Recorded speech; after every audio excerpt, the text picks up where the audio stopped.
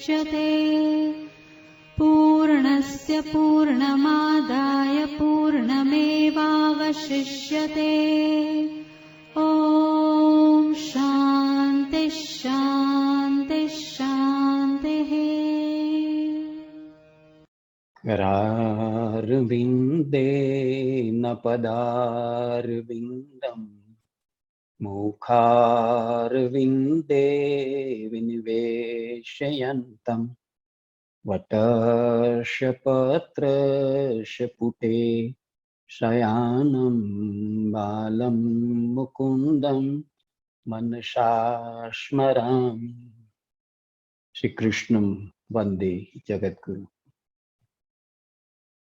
આપણે અષ્ટાવક્ર ગીતાનો સ્વાધ્યાય કરી રહ્યા છીએ અને એમાં ક્રમશઃ આપણે ગઈકાલે 14મા અને 15મા પ્રકરણની કેટલીક વાતો જોઈ. 14મા પ્રકરણમાં જનક મુનિ, અષ્ટાવક્ર મુનિ જે છે એના ઉપદેશમાંથી જે વાત સમજ્યા તે પોતાની સમજ બરાબર છે કે નહીં જાણવા માટે થઈને મુનિની પાસે પોતાની સમજ જે સ્પષ્ટ કરે છે તેમાં મનની પ્રશાંતિ કેવી રીતે આવે. જે મન વાયુ જેવું ચંચળ છે, જે મન સંકલ્પ વિકલ્પોમાં રાચે છે, જે મન છાયા પ્રકાશમાં ખેંચી જાય છે, આંબા આંબલી દેખાડે છે, જે મન માકડાની જેમ કે માછલાની જેમ નાચા નાચ કુદાકૂદ આમથી આમ ફર્યા કરે છે, ઘૂમ્યા કરે છે, એ મન જે છે તે આ રીતે અશાંત અને અજંપ હોય છે. તો એને શાંત અને જંપયુક્ત કેવી રીતે બનાવવું? અષ્ટાવક્ર મુનિના ઉપદેશમાંથી જે વાત જનક સમજ્યા તેનો સાર આપતા કહે છે કે જેના સ્વભાવમાંથી જ ચિત્ત વૃત્તિ વિહીનતા આવી ગઈ હોય એવો માણસ છે તેનું મન છે તે પ્રશાંત થઈ જાય છે.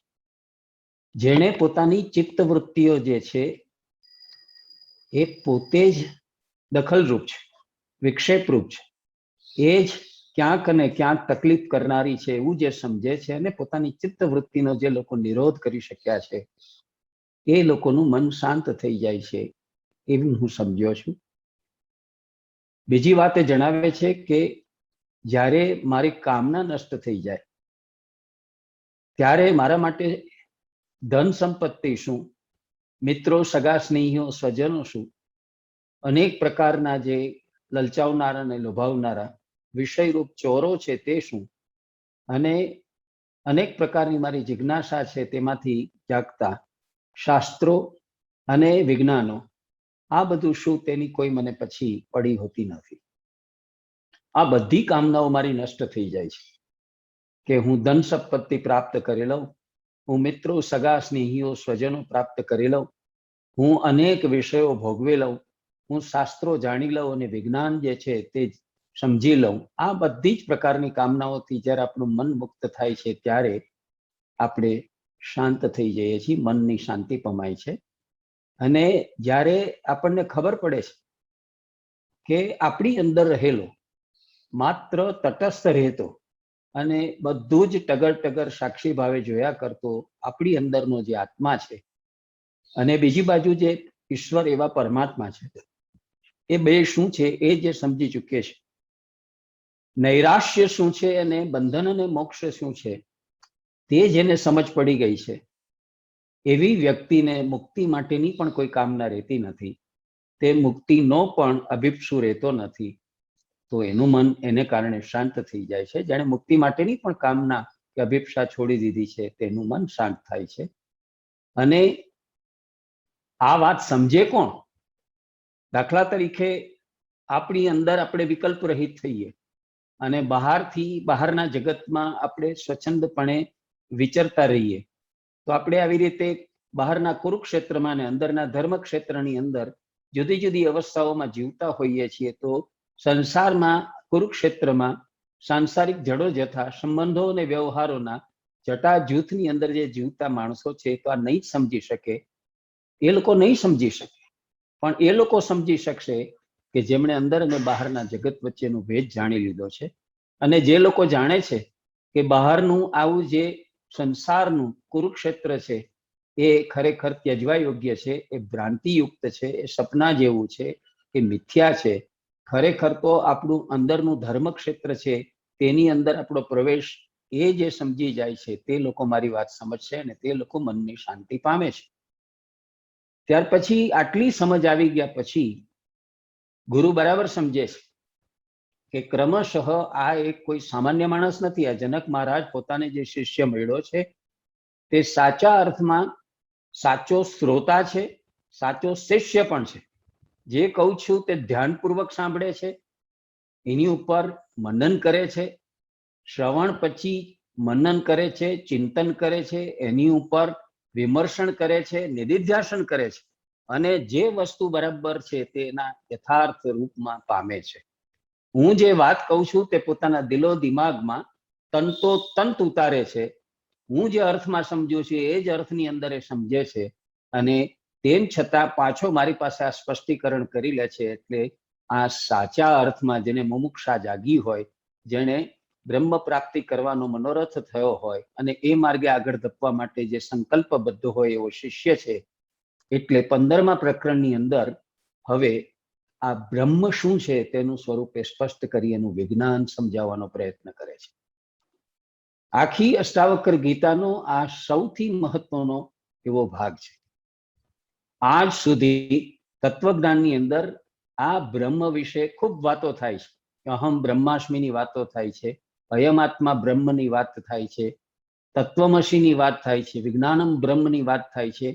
આ બધા વિશેષણોથી બ્રહ્મને ઓળખવાનો પ્રયત્ન થાય છે કે હું જ બ્રહ્મ છું, બ્રહ્મ છે તે જ્ઞાન સ્વરૂપ છે, બ્રહ્મ છે તે તેજ સ્વરૂપ છે વગેરે. પણ એનું વિજ્ઞાન એ સમજાવવાનો પ્રયત્ન ભાગ્યે જ ક્યાંક થાય છે. તો આ બ્રહ્મ શું છે એનું વિજ્ઞાન હવે સમજાવવા માટે અષ્ટાવક્ર મુનિ તૈયાર થયા છે અને 15મા પ્રકરણમાં જનકને ઉદ્દેશીને એને એબ્સોલ્યુટ રિયાલિટી રૂપે, એટલે કે નિરપેક્ષ નિશેષ એવી વાસ્તવિકતા રૂપે ઓળખાવે છે. આ જગતમાં અલ્ટિમેટ રિયાલિટી શું છે, આખરી સત્ય શું છે, જીવનનું છેલ્લું સત્ય કયું છે, ટર્મિનલ એવું જે આપણે કહીએ કે જ્યાં પછી જેનાથી કંઈ આગળ હોઈ જ ન શકે એવું ટર્મિનલ જેને કહીએ, એવી વાસ્તવિકતા કે એવું તથ્ય શું છે, તો એ માત્ર ને માત્ર સત્ય છે, માત્ર ને માત્ર બ્રહ્મ છે, માત્ર ને માત્ર પરમાત્મા છે. કેમ કે એ અનાદિ છે, એ અજન્મા છે અને એ ત્રિકાલાબાધિત છે, એ નિત્ય છે, એ શાશ્વત છે, એ બુદ્ધ છે, એ નિષ્પૃહ છે, નિરંજન છે, નિરાકાર છે. એટલે એ જ અંતિમ એવું સત્ય છે. આખી વાત એમને સમજાવવી છે અને એ સમજાવવા માટે થઈને એ જે આરંભ કરીને આપણને જણાવે છે તે આરંભ કેટલો બધો મહત્વનો છે અને જે સમજૂતી આપે છે તે કેટલી બધી મહત્વની છે.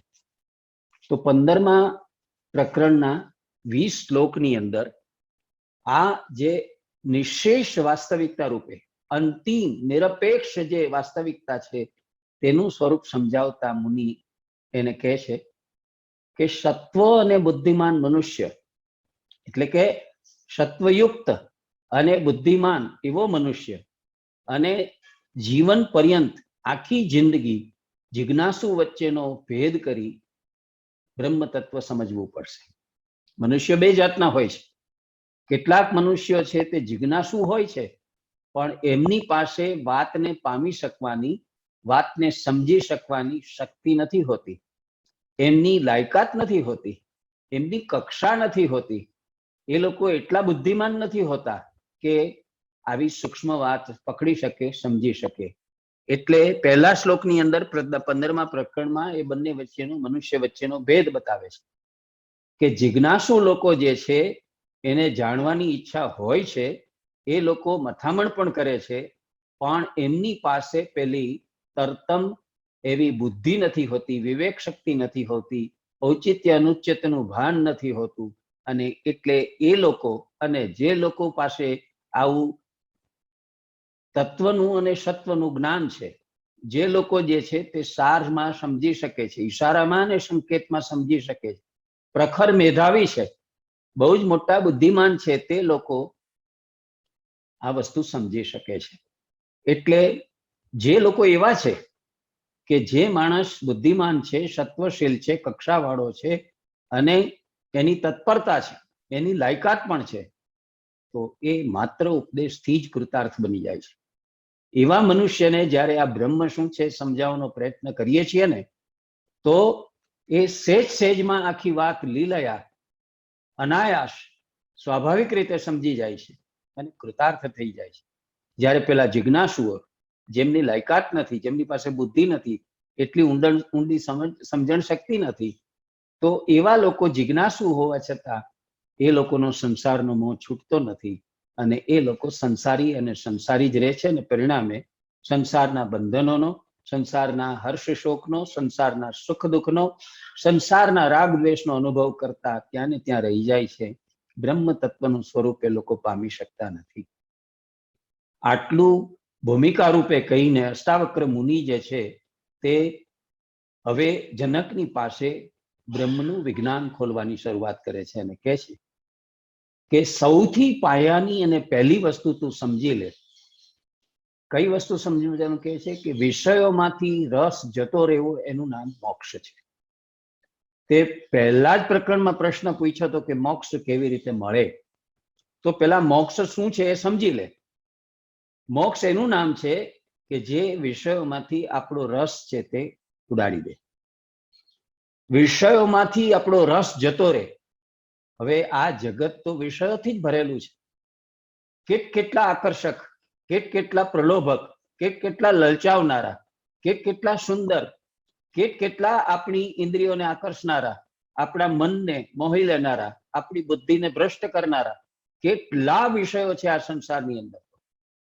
તો આ વાત અઘરી છે, પણ આ વિષયોમાંથી જ્યારે આપણો રસ ઉડી જાય, આપણને એ વિષયો આકર્ષી ન શકે, લોભાવી ન શકે, પોતાના તરફ ખેંચી ન શકે અને આપણે એ રસના રાગમાંથી, એ રસના મોહમાંથી, એ રસની આસક્તિમાંથી જ્યારે પણ આપણે જે છે ઉદાસીન થઈ જઈએ, તટસ્થ થઈ જઈએ, ત્યારે મોક્ષ મળ્યો એમ કહેવાય. એટલે વાસનાઓ જતી રહેવી, જે કામનાઓ છે, જે ડિઝાયર્સ છે, જે વાસનાઓ છે, જે લિપ્સાઓ છે, જે એષણાઓ છે, જે અપેક્ષાઓ ને આકાંક્ષાઓ છે, એમાંથી આપણું મન, ચિત્ત અને બુદ્ધિ ઉઠી જાય તો એનું નામ મોક્ષ છે. અને જ્યાં સુધી આપણો રસ વિષયોમાં હોય, વિષયો આપણને આકર્ષક અને પ્રલોભક લાગતા હોય, ત્યાં સુધી આ સંસાર છે, ત્યાં સુધી બંધન છે અને ત્યાં સુધી આપણા કર્મો આપણને બંધન કરતા રહેવાના છે. આપણે આસક્તિથી, મોહથી, તૃષ્ણાથી મુક્ત નહીં થઈ શકીએ, અભિનિવેશથી મુક્ત નહીં થઈ શકીએ, આપણે સાચા અર્થમાં વૈરાગી નહીં બની શકીએ. જે ઉદાસીનતા આવવી જોઈએ, જે તટસ્થતા આવવી જોઈએ, જે એક માધ્યસ્થી ભાવ આપણામાં જાગૃત થવો જોઈએ, એ જાગૃત થાય તો જ આપણે મોક્ષની દિશામાં આગળ વધી શકીએ છીએ. આ પહેલી વાત. બીજી મહત્વની વાત બીજે ડગલે આગળ પડીને સમજાવે છે કે આ હું જે તને કહું છું તે તત્વનો બોધ છે, આ સામાન્ય બોધ નથી. આપણે વાતમાં આપણા વડીલો છે તે આપણને શિખામણ રૂપે બોધ આપતા હોય છે. આમ કરવું, આમ ન કરવું, આમ કરવામાં આપણો ઉત્કર્ષ હોય છે, આમ કરવામાં આપણી સારપ હોય છે, આમ કરવામાં આપણું ભલું હોય છે. એ બધો આપણને ઉપદેશ રૂપ, સાર રૂપ બોધ હોય છે. હું તને કહું છું તે તો તત્વનો બોધ છે. હું તને તાત્વિક વાત, પાયાની વાત સમજાવી રહ્યો છું કે જે લોકો મૂંગા હોય, જે લોકો જડ હોય, જે લોકો આળસુ હોય, એવા લોકો પણ ક્રમશઃ વાચાળ બની શકે છે, બુદ્ધિમાન બની શકે છે ને ઉદ્યોગી બની શકે છે. આ બીજો ભેદ એમને ગુરુએ બહુ સરસ રીતે બતાવ્યો કે જો તમે આ પ્રકારની વિષયોમાંથી તમારી જે વૃત્તિ છે તે કાઢી નાખો, તમારી ચિત્ત વૃત્તિ, તમારી મનોવૃત્તિ એ વિષયોમાંથી જ્યારે નીકળી જાય છે, ત્યારે એવો મનુષ્ય, એ ભલે મૌન રહેતો હોય, ભલે તમને જડ દેખાતું હોય, આળસુ દેખાતું હોય, પણ એવો મનુષ્ય છે તે પણ ધીરે ધીરે ધીરે ધીરે વાચાળ પણ બને, બુદ્ધિમાન પણ બને ને ઉદ્યોગી પણ બને. એનો વિકાસ શક્ય છે, એની પ્રગતિ શક્ય છે, કારણ કે એણે પોતાની પાત્રતા ઊભી કરી લીધી. એણે વિષયોમાંથી રસ છે તે સૂકવી નાખ્યો, વિષયોમાં રસ એને રહ્યો નહીં, પોતાની મનોવૃત્તિ અને ચિત્તવૃત્તિને એમાંથી એને મુક્ત કરી લીધી, માટે એનો વિકાસ કે એની પ્રગતિ શક્ય છે. પણ જે લોકો આ સંસારના આવા વિષયોના રસમાંથી મુક્ત નથી થઈ શક્યા, હજી જેમને એની તૃષ્ણા છે, આસક્તિ છે, મોહ છે, એવા ભોગના અભિલાષી લોકો વડે આ વિષય એ ત્યજાયેલો છે. કયો વિષય? આ તત્વબોધનો વિષય. એની આગળ આપણે ગમે એટલી સમજાવટ કરીશું, એને ગમે એટલા સારા ઉદાહરણો આપીને વાત કરીશું, ગમે એટલા તર્કો એને આપીશું, ગમે એટલા ઉદાહરણો આપીશું, તો પણ એને આ વાત છે તે જટશે નહીં, એને આ વાત છે તે ગમશે નહીં, અને એ લોકો જે છે તે આ વાત સ્વીકારવા માટે તૈયાર નહીં થાય. બે પ્રકારના મનુષ્યો છે, એમાંથી આ બીજા પ્રકારના મનુષ્યની વાત છે કે એ લોકો હજી સંસારમાં રચ્યા પચ્યા રહેશે, રસબસ રહેશે, તદરૂપ રહેશે, એને આ તત્વબોધ નહીં પસંદ પડે, નહીં ગમે. પણ તું હવે ખરેખર પાત્ર થયો છે એટલે તને હું સમજાવું છું કે તું દેહ નથી, તું શરીર નથી, તું કલેવર નથી, તું પંચમહાભૂતોનું પૂતળું નથી, તેમ આ દેહ પણ તારો નથી. જેને તું તારો માનીને સમજતો તો એ તારો દેહ છે નહીં, કારણ કે તું પોતે જીવ ભાવ છોડી ચૂક્યો છે. તારની અંદરથી કરતા ભાવ અને ભોગતા ભાવ પણ ચાલી ગયો છે. તો તું હવે ખરેખર એક એવી ભૂમિકાએ પહોંચ્યો છે કે તારી પાત્રતા તૈયાર થઈ ગઈ છે. તું હવે સમજી શકે છે કે હું સદા સદા ચિત્ત સ્વરૂપ છું અને આત્મા જેમ સાક્ષી સ્વરૂપ છું. હું કોઈના ઉપર પણ આધાર રાખનારો નથી, શરીર ઉપર નહીં, ઇન્દ્રિયો ઉપર નહીં, મન બુદ્ધિ ચિત્ત અને અહંકાર ઉપર નહીં. મારો એકમાત્ર આધાર, મારું એકમાત્ર અધિષ્ઠાન, મારું એકમાત્ર અવલંબન જો કંઈ હોય તો તે મારો આત્મા છે, એ સિવાય બીજું કશું જ નથી. એવા સ્વ સ્વરૂપને ઓળખી ચૂકેલા, સ્વ સ્વરૂપ છે તેના ઉપર જ આધાર રહેનારા, એ સિવાયના બાકીના તમામ આધારોને ત્યજી દેનારા એવા લોકો જે છે તે લોકો મનની અને ચિત્તની શાંતિ પામે છે અને તેને બ્રહ્મ તત્વ છે તેની સમજ પડે છે. આ બ્રહ્મ તત્વ શું છે તેનો બોધ એવા લોકોને થઈ શકે. મારે તને સમજાવવું છે, મુનિ કહે છે, કે તું હવે તો સમજી ગયો છો, તને પણ ખબર છે કે રાગ અને દ્વેષ કોઈ વસ્તુ છે તેના તરફ માયા જાગવી, મમતા જાગવી, પ્રેમ જાગવો, સ્નેહ જાગવો, આકર્ષણ થવું, આ બધા અનુરાગના ધર્મો છે. આ જે છે રાગ, અને કેટલીક એવી વ્યક્તિઓ કે વસ્તુઓ કે વિચારો છે તેના તરફ આપણને નથી ગમતું, અણગમો થાય છે, તો એનો તિરસ્કાર, એનો દ્વેષ, એની ઈર્ષા, એનું વેરઝેર આપણે જે કરીએ છીએ બધા મનના ધર્મો છે. આ ક્યાં થાય છે? બધું મનમાં થાય છે. અને મન તો મનુષ્યનું કદી હતું જ નહીં અને છે જ નહીં. મન ક્યારે આપણા કાબુમાં રહ્યું છે? મન ક્યારે આપણા નિયંત્રણમાં રહ્યું છે? મન આપણને ક્યારે સ્વતંત્ર રીતે વર્તવા દે છે? આપણી ઉપર વર્ચસ્વ ધરાવીને, આપણી ઉપર કાબુ અને નિયંત્રણ રાખીને પોતાનું ધાર્યું મન કર્યા કરે છે. એટલે મન ક્યારેય મનુષ્યનું થતું નથી, મનુષ્ય મનનો થઈ જાય છે. પણ તું તો આ વાત સમજી ગયો છે, તે મનને પણ કાબુમાં લઈ લીધું છે, નિયંત્રણમાં લઈ લીધું છે. તો હવે જ્યારે મન છે તે આપણા કાબુમાં કે નિયંત્રણમાં આવી જાય છે, ત્યારે આપણે નિર્વિકલ્પ અવસ્થામાં, નિર્વિકાર અવસ્થામાં બોધ સ્વરૂપ ભૂમિકાએ આપણે મુકાઈ જઈએ છીએ. ત્યારે આપણું મન, આપણું ચિત્ત એની પાટી તૈયાર થાય છે, એનું સ્તર આપણા માટે તૈયાર થાય છે.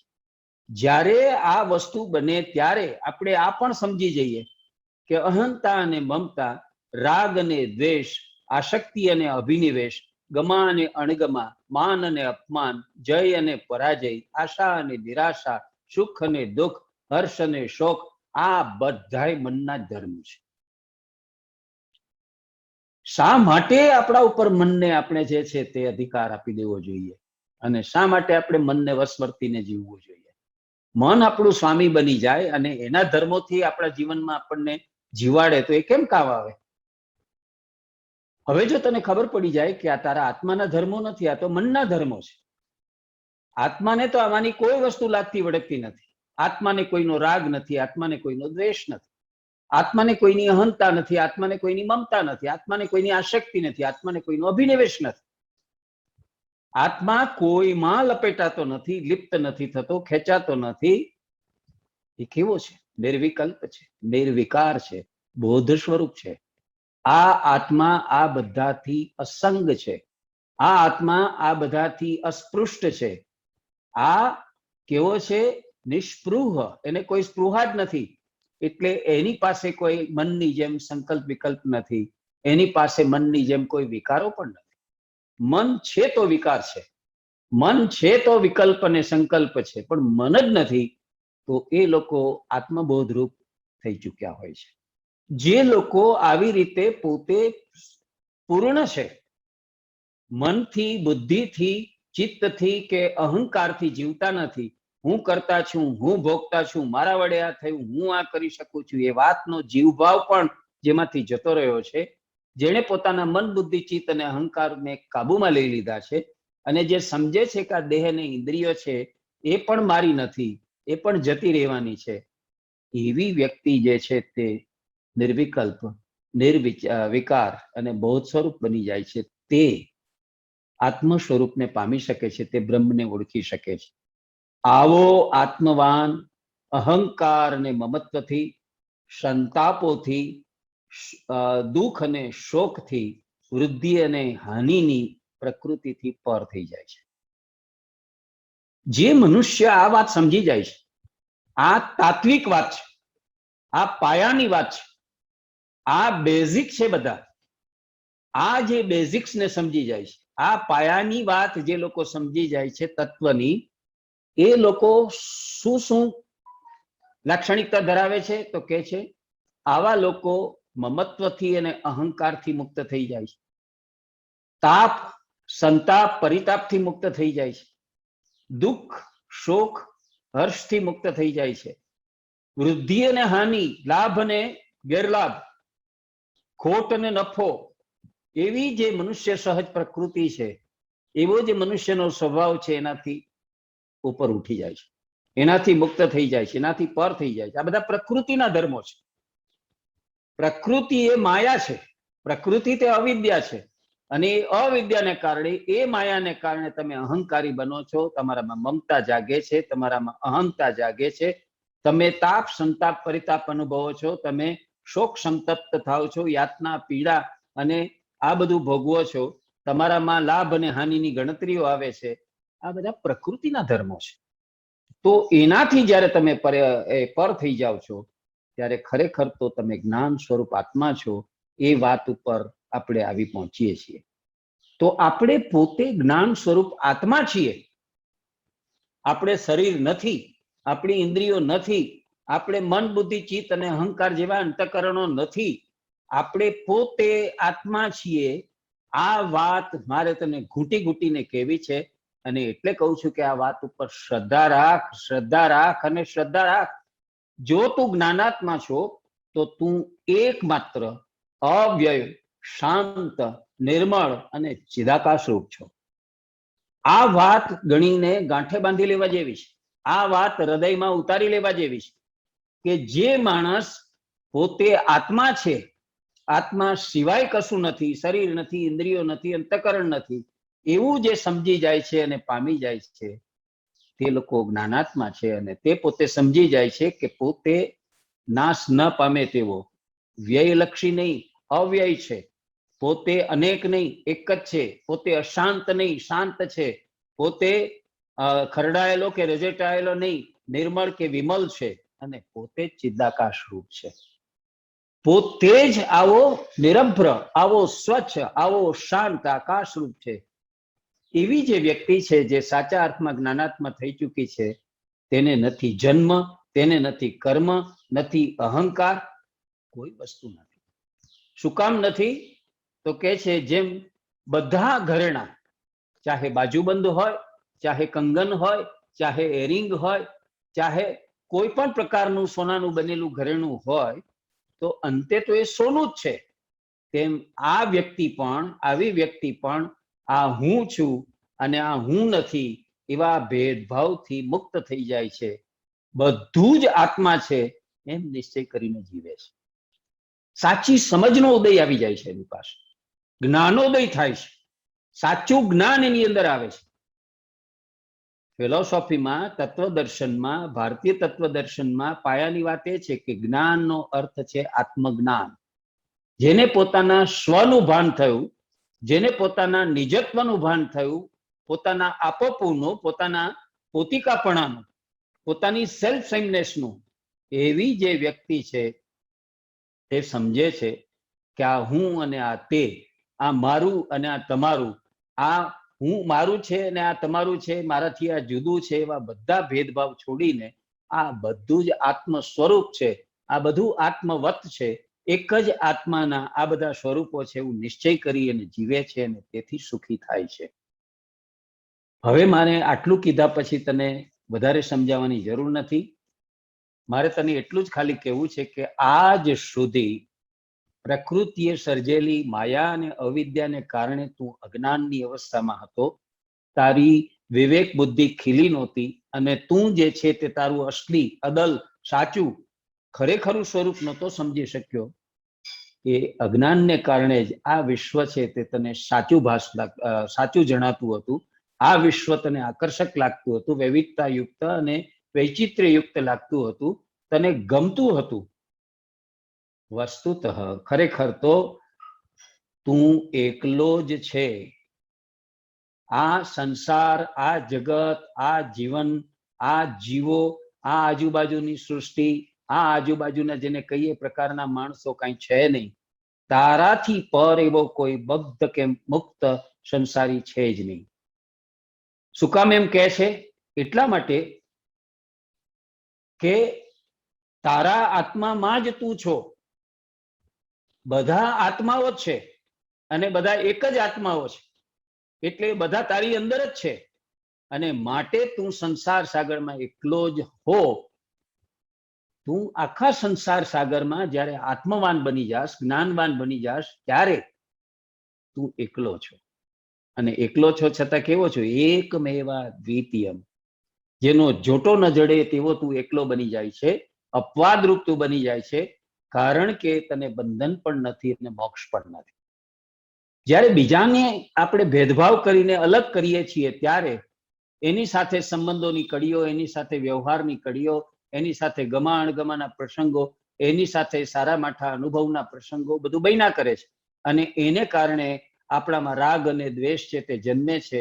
એને કારણે હર્ષ અને શોક આપણે અનુભવીએ છીએ કે સુખ અને દુઃખ અનુભવીએ છીએ.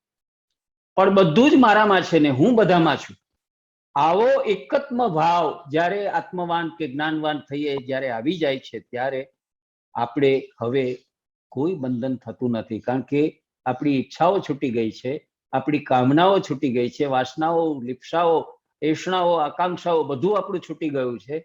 એવે વખતે આત્મા સિવાય આપણે બીજે ક્યાંય અધિષ્ઠિત નથી, સ્થિર નથી. તો એને કારણે હવે બંધન અને મોક્ષની પણ આપણને કોઈ કામના હોતી નથી. તો મારે તને કેવું છે કે તું આત્મા હોવાથી મુક્ત જ છે. તું શરીર નથી, પંચમહાભૂતનું પૂતળું નથી, તું ઇન્દ્રિયોનો સમૂહ નથી, તું મન બુદ્ધિ ચિત્ત અહંકાર રૂપી 4 અંતઃકરણોનું ધામ નથી. તો તું શું છો? તું મુક્ત જ છો. કોઈ બંધનમાં છો નહીં. જો કોઈ બંધનમાં નથી તો મુક્તિ પામવાની, બંધનમાંથી મુક્ત થવાની વાત જ ક્યાં રહી? તો હવે જો બંધનમાંથી મુક્ત ન થવાનું હોય તો મુક્ત થવા માટેની સાધનાની વાત ક્યાં રહી? તો તારે શા માટે પ્રાણાયામ કરવો જોઈએ? તારે શા માટે ધ્યાન, ધારણા અને સમાધિ છે તે તારે કરવા જોઈએ? આવી કોઈ વિચારણાની તારે જરૂર નથી. તારે માત્ર એટલું જ સમજવાનું છે કે તું સંકલ્પ વિકલ્પથી તારા ચિત્તને શુભિત ન થવા દે, એને શાંત અને શાંત રહેવા દે અને આનંદ સ્વરૂપ આત્મામાં સ્થિર થઈને તું રહે. હવે જ્યારે આપણે આ જ્ઞાન પ્રાપ્ત કરી લઈએ છીએ ત્યારે આપણું એ બ્રહ્મ જ્ઞાન છે, આત્મજ્ઞાન છે, સાચું જ્ઞાન છે, પાયાનું જ્ઞાન છે. આ પાયાના જ્ઞાનનું, આ પાયાના વિજ્ઞાનનું એ અહીંયા મહત્વ સમજાવે છે. જીવનનું આખરી સત્ય આ છે કે આપણે એકલા જ છીએ, એકલા આવ્યા છીએ અને એકલા જવાના છીએ. જે કંઈ આપણે ઊભું કરીએ છીએ કે આ મારી પત્ની, આ મારા સંતાનો, આ મારું ઘર, આ મારી વાડી, આ જે છે તે મારી સંપત્તિ અને મૂડી, આ જે છે તે મારી પ્રતિષ્ઠા, આબરૂ, આ મારી સત્તા, એ બધા ઊભા કરેલા આપણા પોતાના પત્તાના મહેલો છે. પત્તાનો મેલ જેમ ટકી શકતો નથી, કરડભૂસ કરીને તૂટી પડે છે, કોઈ આપણી સાથે રહેતું નથી.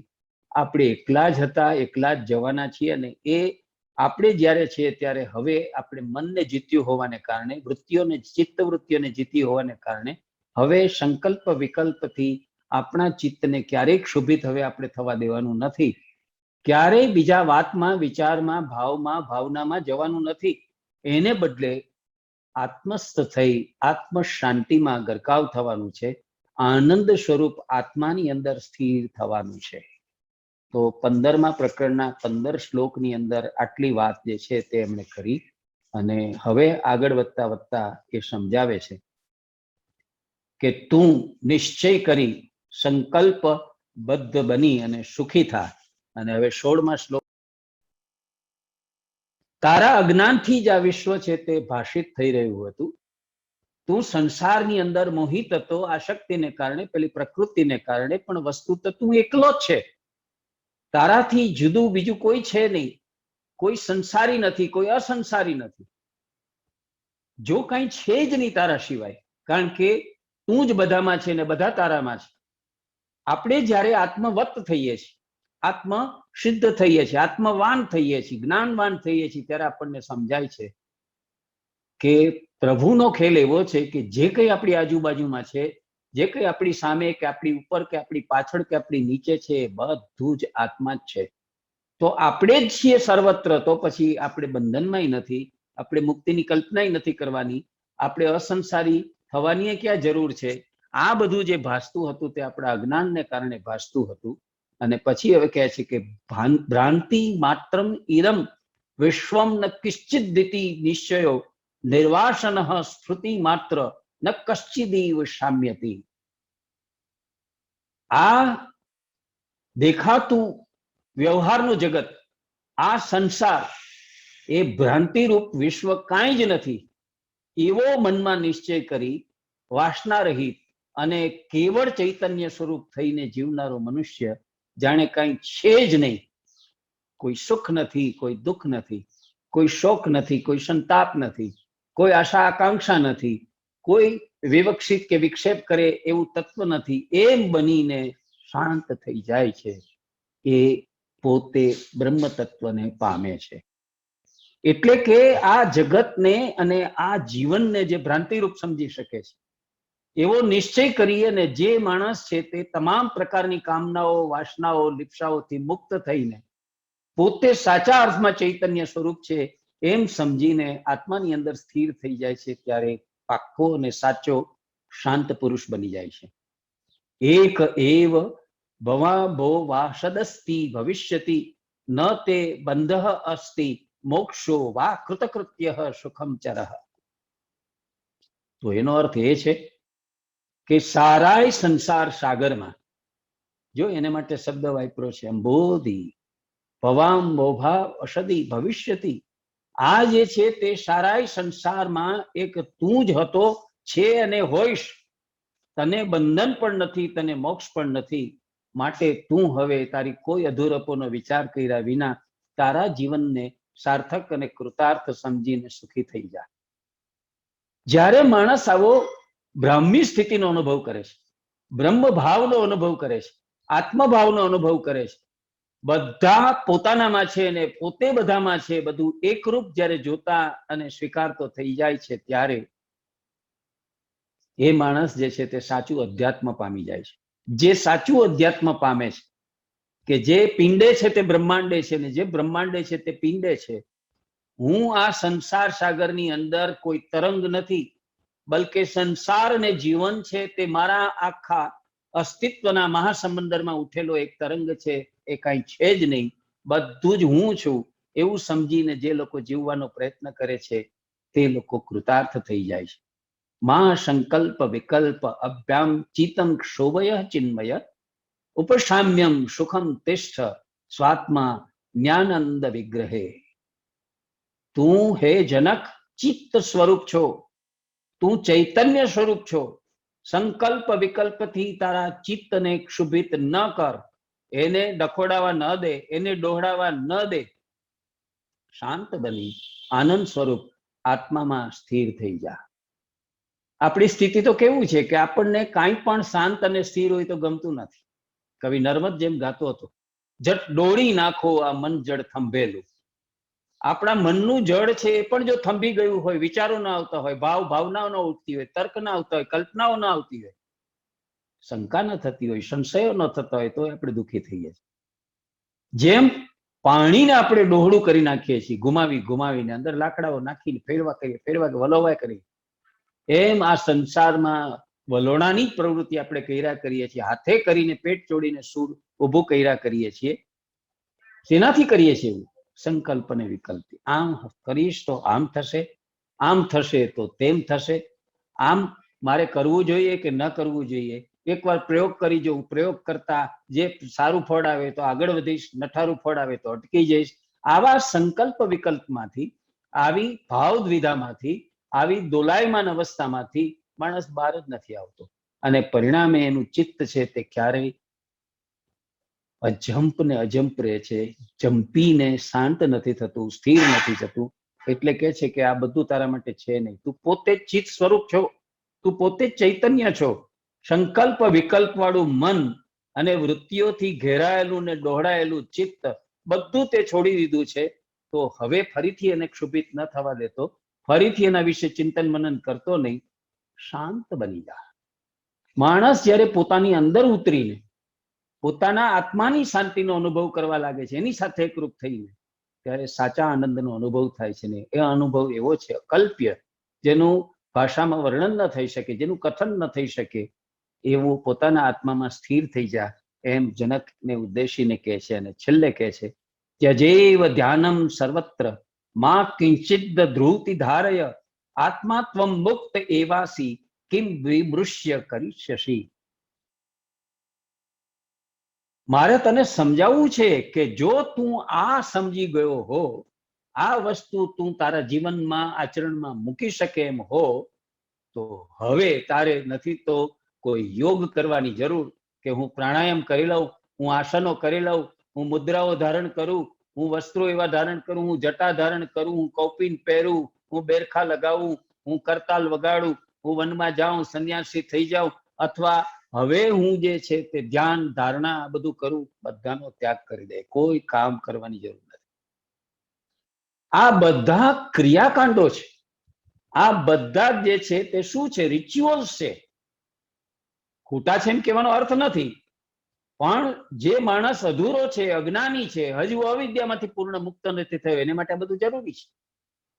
પણ જે અવિદ્યામાંથી, અજ્ઞાનમાંથી મુક્ત થઈ ચૂક્યો છે, જેને સાચી વાતની પતી જ પડી ગઈ છે, જે સમજી ગયો છે કે હું પોતે આત્મા છું, તો એ મુક્ત જ છે.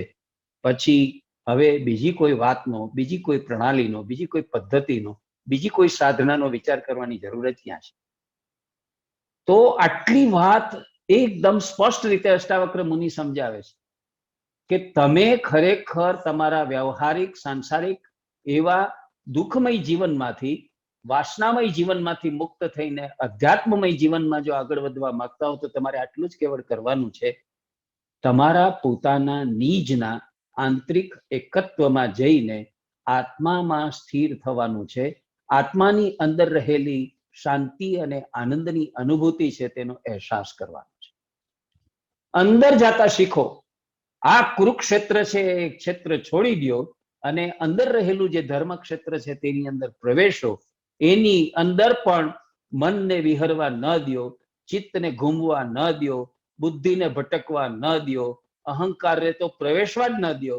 એવી સ્થિતિમાં તમે ધીરે ધીરે ધીરે ધીરે તમારા આત્મામાં ઊંડા ઉતરતા જાઓ, તમારા આત્માનું અવગાહન કરતા જાઓ, અને તમારા આત્માની અંદર સારકામ કરતા કરતા, જેમ પેલી મિસ્ત્રીની, જેમ પેલા સુથારની સારડી છે, એ જેમ જેમ ફેરવતો જાય, એ મેન્યુઅલ હોય કે ઇલેક્ટ્રિક હોય, એ નીચે ઉતરતી ઉતરતી સારકામ કરતી છે, તળિયા સુધી જાય. એવું સારકામ તમારા પોતાના સ્વમાં શરૂ કરો. તમારી પોતાની અસ્મિતાને ઓળખવાનો અને પામવાનો પ્રયત્ન કરો. અને એવું જ્યારે તમે કરશો ત્યારે કોઈ સાધના પ્રણાલીની, બીજી કોઈ કર્મ સાધના, જ્ઞાન સાધના, યોગ સાધના, ભક્તિ સાધના કાંઈ જરૂર નથી. જાતની સમ્મુખ થવાનો શ્રેષ્ઠ અને ટૂંકામાં ટૂંકો માર્ગ છે. જે માણસ જગત તરફથી પોતાનું મોઢું ફેરવી લે, સંસારાભિમુખ છે એની બદલે સમાજાભિમુખ છે એની બદલે આત્માભિમુખ થાય, પોતે પોતાની જાત અથવા પોતાનું સ્વત્વ, પોતાનું નિજત્વ, પોતાનું પોતાપણું જે છે તેની સાથે મેળાપ કરવાની જે લોકો પ્રવૃત્તિ કરે તે લોકો આત્મા રૂપે બ્રહ્મ તત્વને પામે છે. આ બ્રહ્મનું વિજ્ઞાન છે. બ્રહ્મનું વિજ્ઞાન આટલું સાદું સીધું છે અને છતાં આજ સુધી માણસો છે તે સમજતા નથી. માણસ આખી દુનિયામાં ભટકે છે. હું હિમાલય જઈ આવું, હું ગિરનાર જઈ આવું, હું આના આશ્રમમાં જઈ આવું, તેના આશ્રમમાં જઈ આવું, આ ગુરુની પાસેથી જ્ઞાન લઈ આવું, આ સંન્યાસી પાસેથી, આ અવધૂત પાસેથી, આ જ્યોતિષી પાસેથી, આ સંત પાસે, આ મહંત પાસે, આ મહાત્મા પાસે ભટક્યા કરે છે. ક્યાંય ભટકવાની જરૂર નથી. ગુરુ થા તારો તું જ. તમે તમારા પોતાના ગુરુ થઈ તમારી પોતાની અંદર ઉતરતા શીખો, તમારા આત્માની અંદર સાર કામ કરતા શીખો, જાતની સાથે મુલાકાત કરતા શીખો. એક દિવસમાં તમે આ સંસારમાં કેટલા બધા લોકોની સાથે મુલાકાત કરો છો? મિત્ર સાથે કરો છો, બોસ સાથે કરો છો, સહકાર્યકરો સાથે કરો છો, તમે કેટલી વ્યક્તિઓને મળો છો? કોકની સાથે સેકન્ડ કરો છો, કોકને ભેટો છો, કોકની સાથે હાથ લાવીને એનું અભિવાદન કરો છો, કોકને માથું ધુણાવીને અભિવાદન કરો છો. જાત જાતના તમારા પોતાના સંકેતો છે. આવું બધું કર્યા કરો છો, પણ તમને ક્યારેય એમ કેમ નથી થતું કે મારે મને મળવું છે, મારે મારા પોતાના સ્વને મળવું છે, મારે મારા પોતાના આત્માને મળવું છે, મારે મારી મુલાકાત લેવી છે? આખી દુનિયામાં અનેક લોકોની મુલાકાતોની ઇન્ટરવ્યુ લેનાર માણસ પોતાની જાતનો ઇન્ટરવ્યુ લેતો નથી, પોતાની જાતની મુલાકાત કરતો નથી, એની સાથે યોગ સાધવાનો પ્રયત્ન નથી કરતો, એમાં ઊંડા ઉતરવાનો, એનું તળિયું તપાસવાનો કોઈ પ્રયત્ન નથી કરતો. આટલું કરવું એ જ પૂરતું છે. એ જ અધ્યાત્મની યાત્રા છે. એ જ જેને કહીએ પ્રકારે બ્રહ્મ તત્વને પામવાની, આત્મ તત્વને પામવાની આપણી પોતાની આખી પ્રક્રિયા છે. આટલું સ્પષ્ટ રીતે સમજાવ્યા પછી 16મા પ્રકરણમાં હવે 16મા પ્રકરણની અંદર હવે સ્વબંધન કેવી રીતે બાંધી શકાય, સેલ્ફ એબાઇન્ડન્સ, એની ઇન્સ્ટ્રક્શન્સ આપે છે. હવે એની સૂચનાઓ આપે છે કે સ્વબંધન છે કેવી રીતે કરી શકાય. તો કે છે આચક્ષ્વ શૃણુ વા તાત નાના શાસ્ત્રણ્યે કશઃ તથાપી ન તવ સ્વાસ્થ્યમ સર્વમ વિસ્મરણાદ્રતે. અષ્ટાવક્ર મુનિ જનક મહારાજની કક્ષા જોઈને, એની લાયકાત જોઈને હવે ધીરે ધીરે ગંભીર અને વધારે તાત્વિક વાત કરતા જાય છે ને કહે છે કે હે સૌમ્ય શિષ્ય, તું સાંભળ. જુદા જુદા શાસ્ત્રોને તું અનેક વાર સાંભળ અથવા એનું કથન કર, પણ બધું ભૂલી ગયા વિના તને શાંતિ થશે નહીં. આપણે શું કરીએ છીએ? માર્ગદર્શનને માટે કાં તો વ્યક્તિ પાસે જઈએ છીએ ને કાં તો શાસ્ત્રો પાસે જઈએ છીએ. આપણે તત્વને ઓળખવું છે, તત્વને પામવું છે, તો આપણી પાસે આ એક જ રસ્તો છે કે આપણને ખબર છે કે જ્ઞાન 5 રસ્તે જ મળે છે. ક્યાં ક્યાં 5 રસ્તેથી મળે? કાં તો આંતર પ્રેરણાથી, ઇન્ટ્યુઇશનથી જ્ઞાન મળે, કાં તો કોમન સેન્સથી, સામાન્ય બુદ્ધિથી જ્ઞાન મળે, કાં આપણને એક્સપર્ટ, તજજ્ઞ, નિપુણ જે લોકો એની પાસેથી જ્ઞાન મળે, કાં શાસ્ત્રો પાસેથી મળે. તો આપણે શાસ્ત્રો પાસે દોડી જઈએ છીએ જ્ઞાન પામવા માટે, સમજ પામવા માટે, પણ અષ્ટાવક્ર મુનિ એ બાબતમાં પણ બહુ સ્પષ્ટ છે. એ કહે છે કે શાસ્ત્રો પાસે તમે જશો તો શાસ્ત્રોએ તમને જાત જાતની વાતો કરશે. શાસ્ત્રોમાંય પરસ્પર વિરોધી વાતો આવશે, શાસ્ત્રોમાં એકમેકથી જુદી જાતની વાતો આવશે. તમે એમાં અટવાશો, તમે એમાં ભૂલા પડશો, તમે એમાં ભટકવા માંડશો અને તમને પાયાની વાત, તત્વની વાત નહીં પકડાય. એટલે જુદા જુદા શાસ્ત્રોને અનેક વાર સાંભળવાથી, જુદા જુદા શાસ્ત્રો છે તેને અનેક વાર આપણે કહેવાથી આપણે એના માસ્ટર થઈ શકીએ, પંડિત થઈ શકીએ, પણ આત્મવાન, આત્મજ્ઞાની, બ્રહ્મવત આપણે નહીં બની શકીએ. માટે એને ભૂલી જવા સિવાય તમને શાંતિ નહીં થાય. આખરે એ પણ તમારા માટે બોજરૂપ બનશે, એ પણ તમારા માટે ભારરૂપ બનશે, એ પણ તમારે માટે થઈને જ્ઞાન પ્રકાશ નહીં લાવે. તમે એની પંડિતાઈના, તમે એની જાણકારીના, સાક્ષરતાના અહમથી પીડાશો, એને બદલે તમે એને પણ ભૂસી નાખો, એને પણ ભૂલી જાઓ. કેટલું બધું ભૂલવાનું અને છોડી દેવાનું કહે છે. ઓશો રજનીશ વારે વારે એક વાત કહેતા હતા ને કે શૂન્ય થઈ જાઓ. ભગવાન બુદ્ધ પણ કહેતા શૂન્ય થઈ જાવનો અર્થ જ આ હતો કે અહીંયા આપણે ઘણું બધું ભરી રાખીએ છીએ. વેદાંતમાં આમ કહ્યું છે, સાંખ્ય દર્શનમાં આમ કહ્યું છે, યોગ દર્શનમાં આમ કહ્યું છે, ન્યાય દર્શનમાં આમ કહ્યું છે, વૈશેષિક દર્શનમાં આમ કહ્યું છે, મીમાંસામાં આમ કહ્યું. ચારે બાજુ ભારતીય તત્વદર્શન આમ કે છે, પાશ્ચાત્ય દર્શન આમ કે છે ને કેટલું બધું ભૂસું આપણા ભેજામાં આપણે ભરીને ફેરા કરીએ. હકીકતે એ બધો ચવચવનો મુરબ્બો છે. બધું ભેગું થાય છે જેમ કોઈ ચવાણાની અંદર જાત જાતની વસ્તુ નાખી હોય. એમાં મમરાઈ હોય, એમાં મકાઈના પૌવા પણ હોય, એમાં સિંગદાણા પણ હોય, એમાં ઝીણી સેવ પણ હોય, એમાં વળેલા ગાંઠિયા પણ હોય. એમાં આ બધું જેમ ભેળસેળ કરે છે એમ આપણા ચિત્તની અંદર, આપણા મસ્તિષ્કમાં, આપણી આ બ્રેઇનની અંદર આ બધું ચવાણું, ભેળપૂરી, મસાલો બધું ભેગું થઈ જાય છે અને એ પણ આપણને બહુ ભારરૂપ બને છે. બહુ આપણને સાચું માર્ગદર્શન આપવાને બદલે, તત્વની સાચી સમજ આપવાને બદલે ક્યાંક આપણને સંભ્રમમાં નાખે છે, ક્યાંક આપણને વિતંડામાં નાખે છે, ક્યાંક આપણને કોઈ પ્રકારના ફંડામેન્ટાલિઝમમાં નાખી દે છે, એના જનૂનમાં નાખી દે છે. એ પણ જરૂરી નથી, એ પણ બધું ભૂલી જાઓ. સૌથી પહેલી જરૂરિયાત છે બધો બોજ ઉતારીને ખાલી થઈ જવાની. તમારા મનને ખાલી કરી નાખો, તમારા ચિત્તને ખાલી કરી નાખો, તમારા અહમને ખાલી કરી નાખો, બુદ્ધિને ખાલી કરી નાખો. તમારા મગજમાં ભરેલું જે કંઈ ભૂસું હોય, જે કંઈ જ્ઞાન હોય, જે કંઈ વાંચ્યું વિચાર્યું હોય બધું ભૂલી જાઓ. ખાલી કરો, શૂન્ય થાવ. જો કશુંક તમારે ભરવું હોય તો અંદર જે ભરેલું છે ખાલી ન કરો તો એમાં કંઈ નાખી કેવી રીતે શકશો? અંદર જે તમારે ભરવું છે તે સુખ ભરવું છે, આનંદને ભરવો છે. તમારા અસ્તિત્વને તમારે સુખ અને આનંદથી અભરે ભરી દેવા છે. પણ અંદર તો બધું છલોછલ ભરેલું છે, તો એમાં તમે નાખી કેવી રીતે શકશો? ઉમેરી કેવી રીતે શકશો? માટે બધું ઉલેચી કાઢો. માટે એ બધું બહાર કાઢી નાખો. એ બધી વસ્તુ જે છે તેને ઠાલવી દો, એનાથી મુક્ત થઈ જાઓ. આ વાત પહેલા શ્લોકમાં કહે છે, ત્યાં વિના તમને અંદર ભરવા માટેની કોઈ મોકળાશ, કોઈ જગ્યા નહીં મળે. અંદર શાંતિનો સાગર છે, અંદર અનંત આનંદનો સાગર છે, અક્ષય રસનો સમંદર છે. એ જો તમારે માણવો હોય, એ જો તમારે પામવો હોય તો ખાલી થઈ જતા શીખો, રિક્ત થઈ જતા શીખો, શૂન્ય થઈ જતા શીખો. ભોગમ કર્મ સમાધિ વા કુરુ વિઘ્ન તથાપિતે ચિત્તમ નિરસ્ત સર્વાશ્વમત્યર્થ રોચનસ્ય ક્ષતિ. હે મારા જ્ઞાની શિષ્ય જનક, તને શું કહું? ભોગ કર્મ કે સમાધિ ગમે તે કર, પરંતુ બધી જ પ્રક્રિયા આશાઓથી રહિત બન્યું હોવા છતાં તારું ચિત્ત તને અત્યંત લવાવશે. તકલીફ ક્યાં પડે છે આપણને? આપણે અધ્યાત્મ જીવનમાં નથી પ્રવેશી શકતા, આપણે આપણી અંદર ઉતરી નથી શકતા, ધર્મ ક્ષેત્રમાં દાખલ નથી થઈ શકતા, નિજત્વ છે તેનો પ્રમાણ નથી મેળવી શકતા, એનો અહેસાસ નથી કરી શકતા. એનું કારણ શું છે? કે આપણે કર્મોમાં રાચીએ છીએ, ભોગ કર્મોમાં રાચીએ છીએ, જુદી જુદી સાધના પ્રણાલીઓમાં ગળાડૂબ રહીએ છીએ. આ કરી લઉં, તે કરી લઉં, મને આ મળી જશે, આ રસ્તો મળી જશે, આનાથી મળશે, તેનાથી મળશે. પણ આ બધું કરીએ છીએ ત્યારે એ બધી જ વસ્તુઓ છે તે કોઈ આશાથી બંધાઈને આપણે કરીએ છીએ.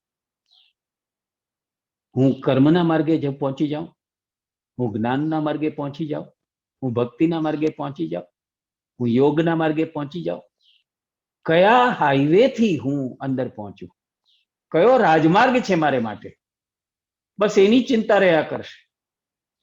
એવા આશાવાન બનીને કે ભાઈ આનાથી ન થયું, ચાલો કર્મ સાધનાથી ન થયું તો જ્ઞાન સાધનામાં જાઓ, જ્ઞાન સાધનાથી ન પમાયું, ચાલો ભક્તિ સાધનામાં જાઓ, એનાથી ન પમાયું, ચાલો યોગ સાધનામાં જાઓ. આવું બધું કર્યા કરશો ને ભટક્યા કરશો, તમારું ચિત્ત તમને લોભાવ્યા કરશે.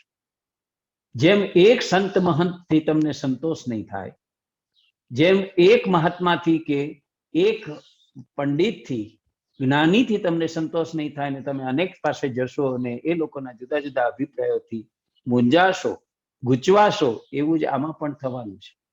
આ બધી વસ્તુ પણ તમને મૂંઝવશે અને ગૂંચવણમાં નાખશે. એટલે કહે છે કે આ બધી લોભામણી વસ્તુ છે, આ બધા પ્રલોભનો છે, છોડો એને. આખું જગત પ્રલોભનોથી ભરેલું છે, આખો સંસાર પ્રલોભનોથી ભરેલો છે. આ ગુરુઓ, આ મંદિરો, આ ક્રિયાકાંડો, આ કહેવાતા વિદ્વાનો, આ કહેવાતા જે કઈ સંતો મહંતો છે, બધા જ તમને પ્રલોભન આપનારા છે. તમે આશા એ લઈને એની પાસે પહોંચો છો, મને આપો, મને આત્માનું દર્શન કરાવો, મને સુખનો અનુભવ કરાવો ને, મને આનંદનો અનુભવ કરાવો ને, એવી આશા સાથે તમે જાઓ છો. પણ આશાઓ અમૃત ભરી અને અનુભવો લીલા ઝેરના. નાનાલાલ કવિ ગાતા હતા તેમ. આવી ઉત્તમ આશાઓ લઈને તમે જાઓ ને અનુભવ તમને કડવા વખ જેવા થાય. તમને પ્રસન્ન કર સુખદાયી અનુભવ તમને થાય નહીં. તમને ઝેરનો અનુભવ થાય, તમને મુશ્કેલીનો અનુભવ થાય, ત્રાસ સંતાસનો અનુભવ થાય અને તમે ત્યાંથી પાછા પડો. આ બધી વસ્તુ છે ને તે તમને લોભાવનારી છે. જે વસ્તુ લોભાવનારી છે એનાથી બચવાનું છે. તો આ વસ્તુથી બચવાનું છે, છોડો એને પણ. અને કે છે આયાસાત કલો દુઃખી નૈનમ જાનાતિ કશ્ચન અનૈનેવોપદેશેન ધન્ય પ્રાણોતિ નિવૃત્તિમ. આવો બધો પરિશ્રમ જે કરે છે, આવી બધી જે મહેનત કરે છે, આટલા બધા સાધના માર્ગોમાં જવાની, આટલા બધા માણસો પાસે જવાની, આટલા બધા શાસ્ત્રોમાં જવાની, જે કોઈ મથામણ કરે છે, પરસેવો પાડે છે, જબરો પુરુષાર્થ કરે છે, એ બધા મનુષ્યો દુઃખી થાય છે. આટલા પરિશ્રમ પછી, આટલા પુરુષાર્થ પછી તમને તમારું જોઈતું ફળ નથી મળતું ત્યારે તમે દુઃખી થાવ છો. પરંતુ એને કોઈ જાણી શકતું નથી. એ દુઃખ છે, તે દુઃખને પણ કોઈ આપણે ઓળખી શકતા નથી કે અરે રે આ આટલા બધા પ્રયત્નો આપણા વિફળ ગયા, આમાં મને કાંઈ ન મળ્યું. એનાથી પણ આપણે કાંઈ જાણતા નથી. તો સ્થિતિ કેવી છે આપણી? જે લોકો આ બધું છોડી દે છે, આ ઉપદેશો, આ કહેવાતી જ્ઞાન વાર્તાઓ, આ બોધ, આ બધાથી જે કંઈ છે તે બધું છોડીને નિર્વાણ રૂપ પરમ સુખને એ લોકો પામે છે કે જે પોતે પોતાના વડે જ આ બધું કરવાનો પ્રયત્ન કરે છે. પોતે પોતાનો ગુરુ થઈને, નથી બીજો કોઈ ગુરુ બનાવવો, નથી કોઈ સંતો મહંતો કે ધર્મો કે સંપ્રદાયો પાસે જવું, નથી કોઈ ક્રિયાકાંડો કરવા, નથી કોઈ સાધના પ્રણાલીઓ છે એને અનુસરવું. મારે બસ આટલું કરવું છે કે મારે મારી અંદર ઉતરવું છે, મારા આત્મામાં સાર કામ કરવું છે, એનું તળિયું તપાસવું છે, મારે એનો અનુભવ લેવો છે. એ જે કામ જે લોકો કરે છે તે સાચા અર્થમાં નિર્વાણ પામે છે અને સુખરૂપ એની અવસ્થા થાય છે. આ તું સમજ. આ આપણી સ્થિતિ કેવી છે તમે જાણો છો કે સૌથી વધારે કૂતરાઓ ક્યાં હોય તો કે સ્મશાનમાં. શું કામ સ્મશાનમાં જાજા કૂતરાઓ હોય? કારણ કે ત્યાં મરદાઓ બાળી નાખ્યા પછી એના જે હાડકાઓ છે ત્યાં રાખમાં હોય છે. એ હાડકાઓ છે તે મોઢામાં ઉપાડી લાવીને કૂતરું એને ચૂસ્યા કરે છે. એને ખાદ્ય પદાર્થ લાગે છે. એ હાડકું છે તેને પોતે ભાંગવાનો, ચાવી જવાનો, એને ચૂસવાનો પ્રયત્ન કરે છે. એમાં બરડ એવું, કઠણ એવું પેલું હાડકું છે તો ભાંગતું નથી, એનો ચૂરો થતો નથી. એને બદલે કૂતરાના મોઢાનું તાળવું છે તેને છોલી નાખે છે અને કૂતરાના મોઢા એનું તાળવું છોલાતા એમાંથી નીકળતું જે લોહી છે એ લોહી આ હાડકામાંથી મળી રહ્યું છે, આ ખાદ્ય પદાર્થમાંથી મળી રહ્યું છે માનીને કૂતરો વધારે ને વધારે એને ચૂસ્યા કરે છે. એને ભાન જ નથી કે પોતે પોતાનું જ લોહી પી રહ્યો છે. હાડકામાંથી તો લોહી આવ્યું જ નથી, હાડકાનું ચૂર્ણ થયું જ નથી. આપણી સ્થિતિ આવી થાય છે. આવી સ્થિતિમાંથી બચવું બહુ જરૂરી છે. એ વાત આખી બરાબર અહીંયા ઉપસાવે છે અને ઉપસાવીને આપણને સમજાવવાનો પ્રયત્ન કરે છે કે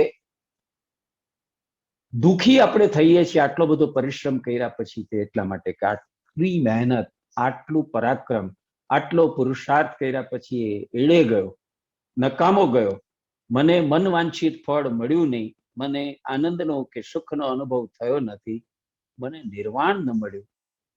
તો એનું કારણ આ છે કે આ પ્રલોભક તત્વોમાં પેલા હાડકું જેમ ચોઈસા કરે છે કૂતરો, એમ આપણે આવા પ્રલોભક તત્વોથી આકર્ષાઈને એને શરણે જયા કરીએ છીએ અને સાચું નિર્વાણનું સાધન જે આપણી જ પાસે છે તે આપણે ઉપયોગમાં લેતા નથી.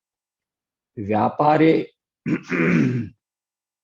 ખિદ્યતે યસ્તુ નિમેષોન્મેષ યોરપી તસ્યાલસ્ય ધુરીણસ્ય સુખમ નાન્યસ્ય કશ્ય ચિત્ત. બહુ સરસ વાત કરે છે, ઉદાહરણ આપીને વાત કરે છે કે જે માણસ આંખની મીચવાની અને ઉઘાડવાની ક્રિયાથી પણ ખેદ પામે છે, આંખનું મટકું મારવું, એ મટકા મારવાની પ્રક્રિયાથી જે માણસ ખેદ પામે છે, એવા લોકોને શું કહેવાય? એવા લોકોને આળસુ ન કહેવાય તો શું કહેવાય? એવા લોકોને પ્રમાદી ન કહેવાય તો શું કહેવાય? મહા આળસુ. એવા આળસુઓના સરદારને જ સુખ પ્રાપ્ત થાય છે, બીજા કોઈને નહીં. વિચિત્ર લાગે એવી વાત કહી અષ્ટાવક્ર મુનિએ, પણ બહુ સાચી છે.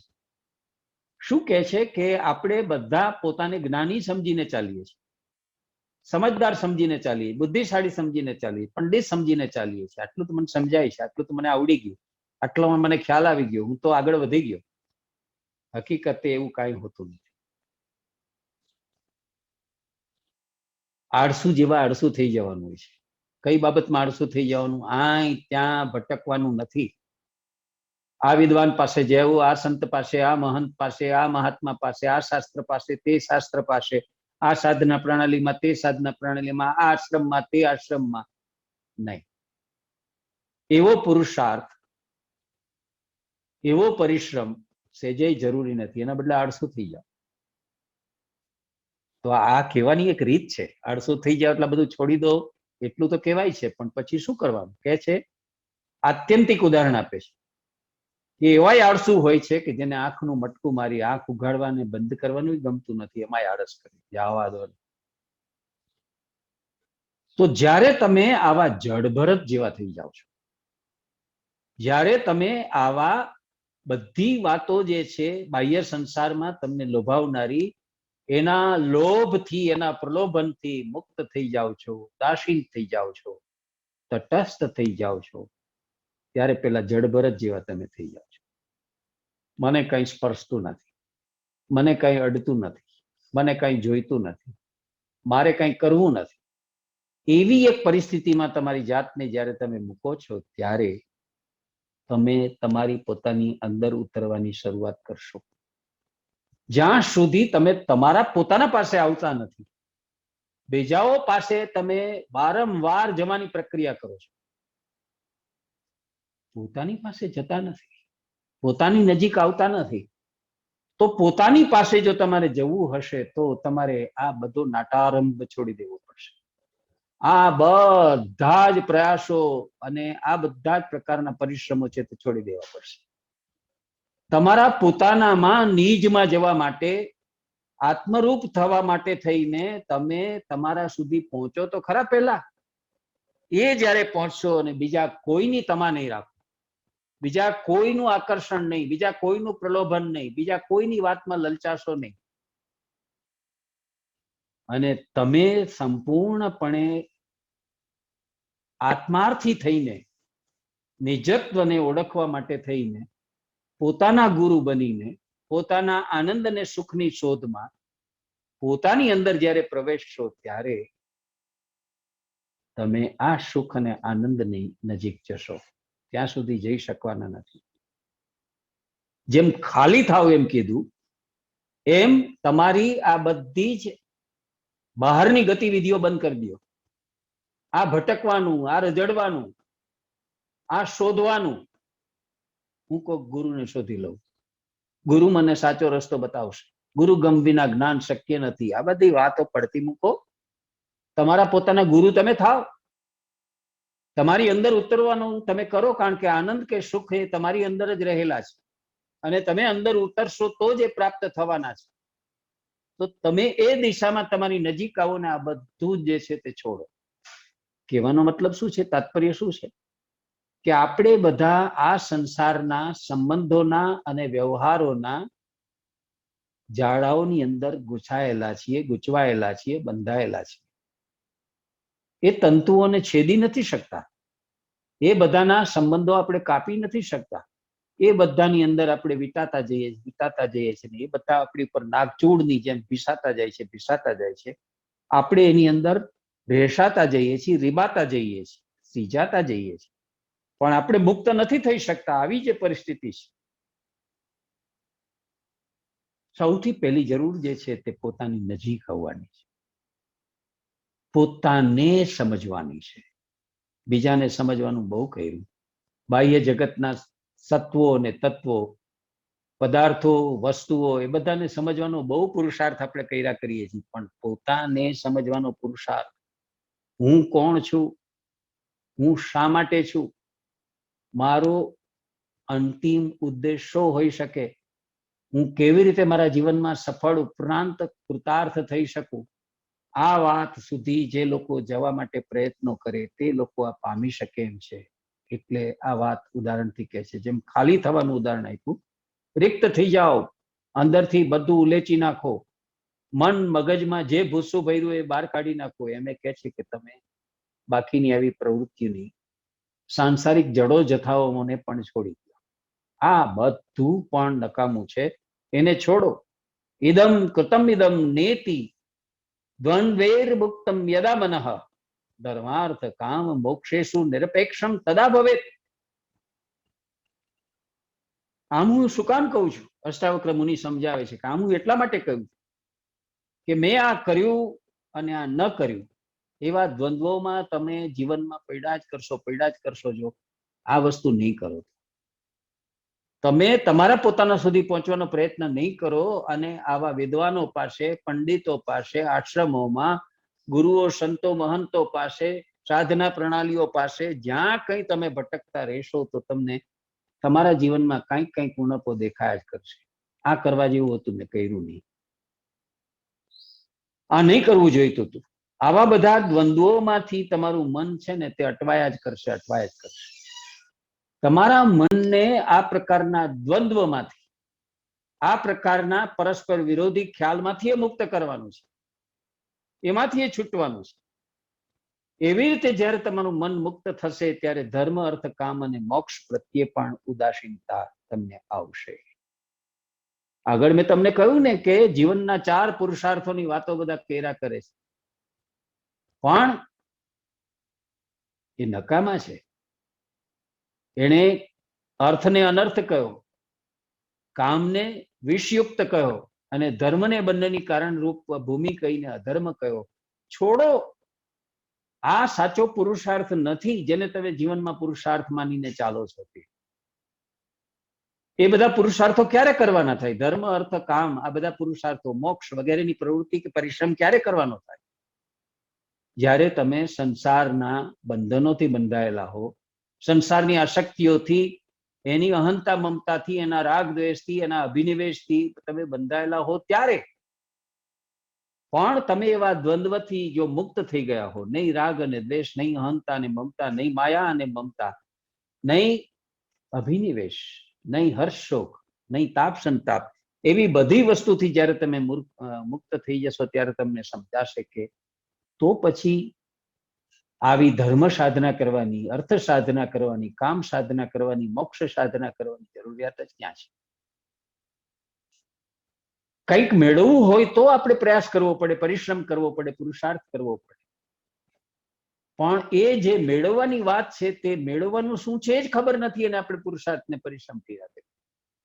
અને જે પુરુષાર્થ કરીએ છીએ તેને સાચો માનીને કર્યા કરીએ છીએ કે આનાથી આ મળી જશે, આનાથી આ મળી જશે. તમને દુનિયાવી કદાચ પ્રાપ્તિ થશે, ભૌતિક એવું કશુંક તમને પ્રાપ્ત થશે, પણ તમે ઈચ્છો છો એ તમને પ્રાપ્ત નહીં થાય. તમે તો ઈચ્છો છો અનર્ગળ આનંદ, તમે તો ઈચ્છો છો કેવું સુખ, પરમ સુખ. તમે પરમ સુખ, તમે પરમ શાંતિ એ ઈચ્છો છો, એ તો તમને નહીં પ્રાપ્ત થાય. તો આ બધા પ્રત્યે ઉદાસીન થતા શીખો.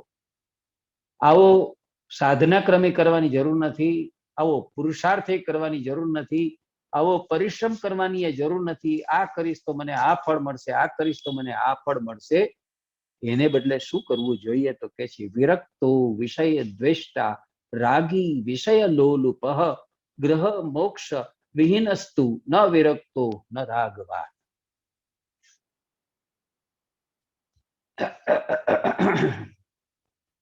મારે તમને સમજાવવું છે કે આ બધું હું કહું છું એનું કારણ છે. શું કારણ છે? તો કે છે જે લોકો સાંસારિક વિષયોના દ્વેષી છે, એના વિરોધી છે, એ લોકો વિરક્ત છે, રાગમુક્ત થઈ ગયા છે.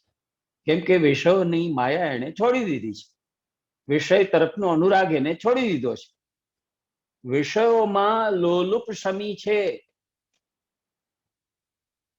આ વિષયોનો દ્વેષી જે વિરક્ત છે તે વાસ્તવમાં વિષયોમાં લોલુપ રાગી જ છે. જે લોકો વિષયોના વિરોધી થઈને વાત કરે છે, જે લોકો એના દ્વેષી થઈને વાત કરે છે, વાસ્તવમાં એ જ લોકો વિષયોમાં લોલુપ એવા રાગી પણ છે. નથી બચી શકાતું. વિષયોની વ્યાપ્તિ એટલી બધી છે, વિષયોની આસક્તિ એટલી બધી છે, વિષયોનું આક્રમણ એટલું બધું છે કે એનાથી વૈરાગી નથી થઈ શકાતો. પરંતુ ગ્રહણ કે ત્યાગ વિનાનું, એટલે કે બંનેથી પર ગયેલો જીવન મુક્ત છે તે વિરક્ત પણ નથી અને રાગી પણ નથી. જે લોકો વિષયોને છોડી દે છે એ વિરક્ત કહેવાય, અને જે લોકો વિષયોને નથી છોડતા તે લોકો રાગી કહેવાય. પણ જે માણસે પોતાનો કર્તા ભાવ કે જીવ ભાવ જ છોડી દીધો છે, જેણે આત્મભાવ કેળવી લીધો છે, એ નથી વિરક્ત કે નથી રાગી. એને અનુરાગમાંય રસ નથી, એને વિરક્ત થવામાં રસ નથી. આ બધી પણ જંજાળ છે, આ બધા પણ બંધનો છે. શા માટે હું આવી મથામણ કરું કે હું વિષયોથી વિરક્ત થઈ જાઉં, હું વિષયોમાં રચ્યો પચ્યો રહું? કેટલાક લોકો એમ માને છે કે જ્યાં સુધી આ સંસારના પૂરા ભોગ ભોગવીએ નહીં ત્યાં સુધી આ સંસાર આપણા મનમાંથી નષ્ટ ન થાય. એના પૂરા ભોગ ભોગવી લેવાય, એનાથી સંતુષ્ટ થઈ જવું, અને પછી આપોઆપ આ વિષયની લોલુપતા આપણામાંથી જતી રહેશે. શું એ વાત સાચી છે? કેટલાક લોકો બીજે છેડે બેસી જાય છે ને એમ કે છે કે વિષયો ન છૂટે એવું ઝેર છે, એ ઝેરી છે, વિષાક્ત છે, આપણે જાણીએ છીએ, ને છતાંય ઝેર જાણી જાણીને પીધા કરીએ છીએ. એ વિષયોનો જેમ જેમ આપણે ભોગ કરતા જઈએ છીએ તેમ તેમ આપણી કાયા ઘસાતી જાય, આપણું મન ઘસાતું જાય છે, આપણે ધીરે ધીરે ક્ષય પામતા જઈએ છીએ, પણ આપણે એનાથી છૂટતા નથી. તો આવા વિરક્ત અને આવા રાગી, આ બંને જે છે, જેમણે વિષયને ગ્રહણ કર્યો છે કે જેમણે વિષયને ત્યાગ્યો છે, એના કરતા જેને જીવન મુક્ત કહીએ છીએ ને, એ લોકો વિરક્ત નથી હોતા અને રાગી નથી હોતા. શું કામ? કે એમણે બંને વાત તરફ સમતા દાખવેલી હોય છે, એક બેલેન્સમાં એ લોકો જીવતા હોય છે. ન તો આત્યંતિક આ છેડે, ન તો આત્યંતિક આ છેડે. વિષય જોઈએ જ નહીં એવો એક છેડો, અને વિષય તો જોઈએ જ એ બીજો છેડો. વિષય જોઈએ એ છેડો પણ આત્યંતિક છે, વિષય જોઈએ જ નહીં એ બીજો છેડો પણ આત્યંતિક છે. એ બે છેડાને જેણે આત્યંતિકતાને ત્યજી છે, અને જેણે માધ્યસ્થી ભાવ સ્વીકાર્યો છે, જેણે ક્ષમતા સ્વીકારી છે, એ માણસ સાચા અર્થમાં જીવન મુક્ત છે તે બની શકે છે. આ કરવાનું છે. સંસારમાં આપણે બેલેન્સ નથી રહી શકતા, સંતુલન નથી સાચવી શકતા, મેન્ટલ અને ફિઝિકલ ઇક્વિબેલિરિયમ જે આપણે સાચવવાનું છે નથી સાચવી શકતા. માટે તો બધી ગડબડ છે.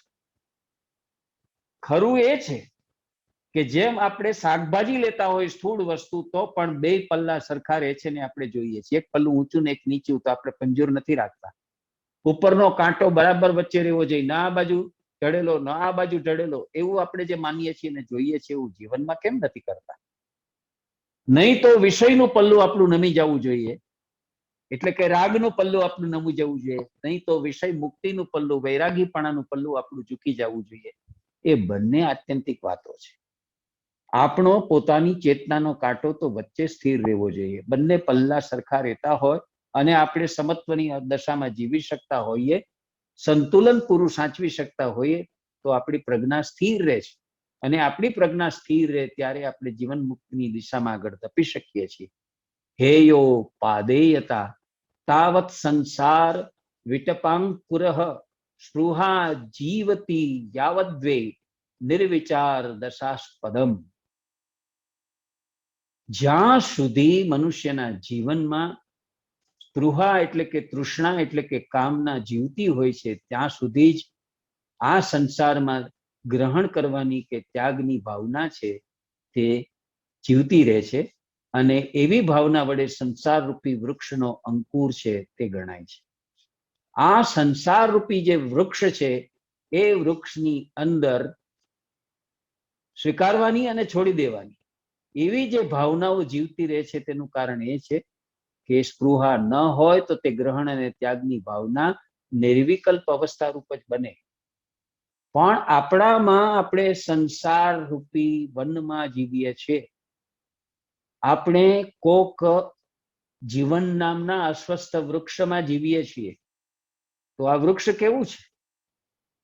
ભગવદ્ ગીતામાં અને ભાગવતમાં ને બધે દર્શાવ્યું છે ને, ઉર્ધ્વ મૂલ અધઃ શાખ, જેના મૂળિયા આકાશમાં ઉપર છે અને જેના ડાળીઓ અને ડાળ પાંખડા અને ફૂલ ફળ બધા જમીન તરફ છે તેવું ઊંધો લટકેલો અસ્વસ્થ, એવો ઊંધો લટકેલો પીપળો.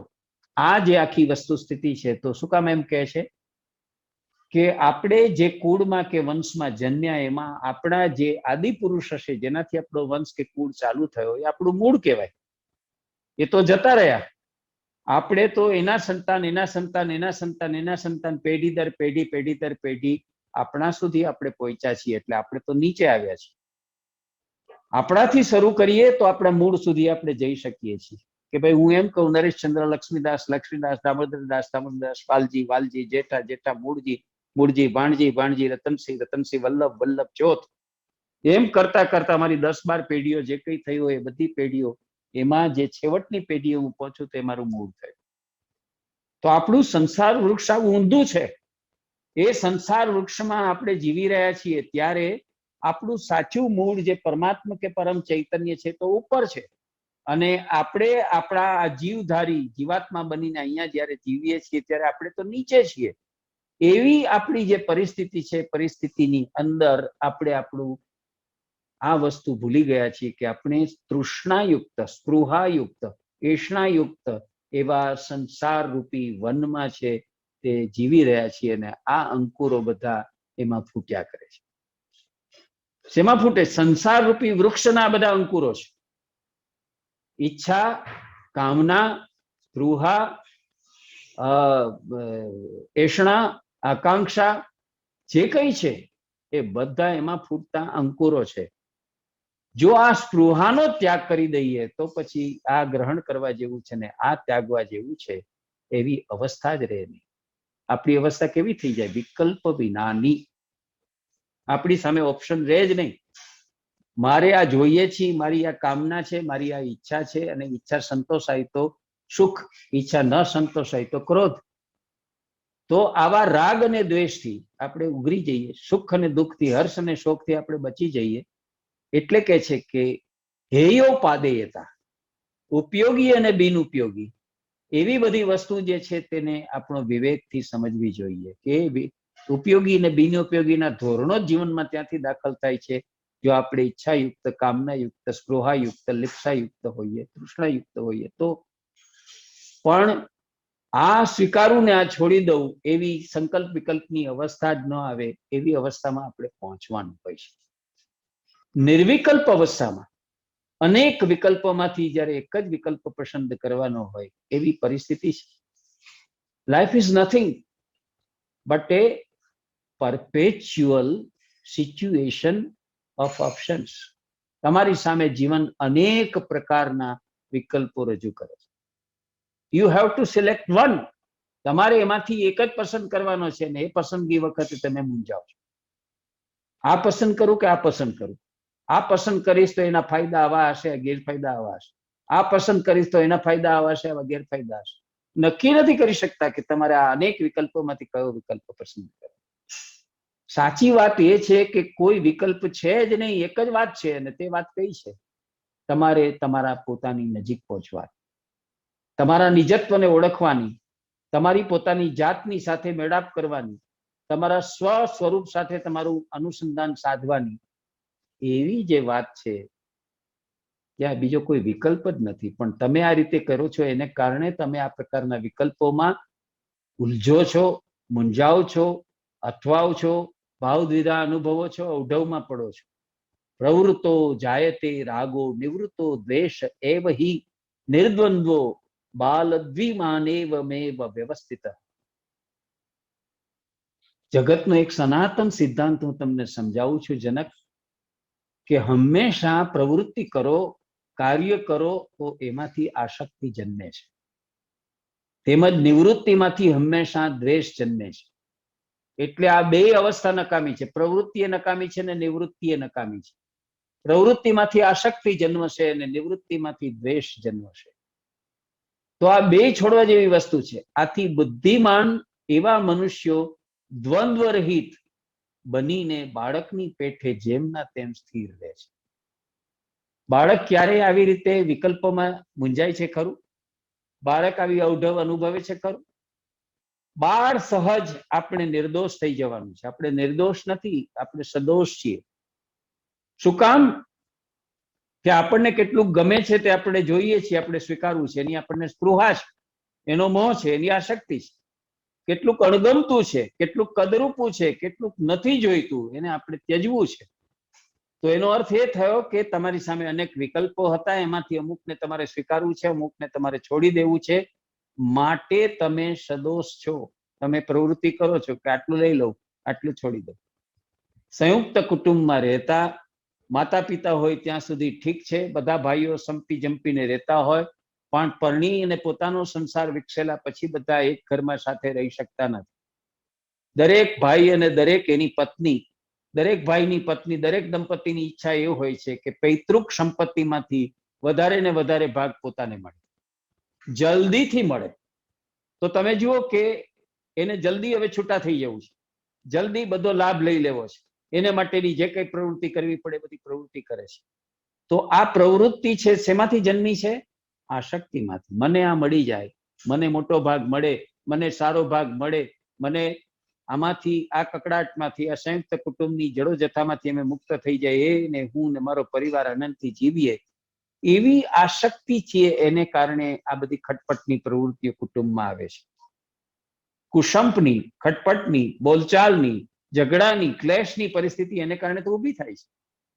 અને માનો કે તમે જે નિવૃત્તિ લઈ લીધી એની અંદરથી કે મેલને પંચાત, જે થવાનું હશે તે થશે, જ્યારે જે બનવાનું હશે તે બનશે, એમ કરીને તમે છે તે હાથ જોડીને બેસી ગયો, નિવૃત્ત થઈ જાઓ કે મારે આમાં સક્રિય થવું જ નથી. તો શું ઝઘડા ટંટા બંધ થઈ જવાના છે?